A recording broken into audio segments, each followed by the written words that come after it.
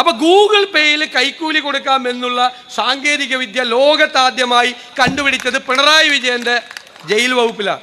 സമ്മതിക്കണം അല്ലേ? ഗൂഗിൾ പേയിൽ കൈക്കൂലി കൊടുക്കാൻ പറ്റുമെന്ന് തെളിയിച്ച് DIG കൊടുക്കുക.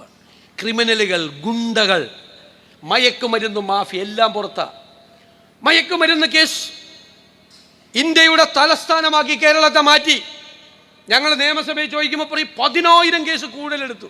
ഞാൻ ആ കേസുകളൊക്കെ പരിശോധിച്ചു. അപ്പം എന്താ, ഈ വലിക്കുന്ന പിള്ളേരെ അറസ്റ്റ് ചെയ്തുകൊണ്ട് പോകും, എന്നിട്ട് പോലീസ് സ്റ്റേഷനിൽ നിർത്തും, 3 മണിക്കൂർ കഴിയുമ്പോൾ ജാമ്യം കൊടുക്കും.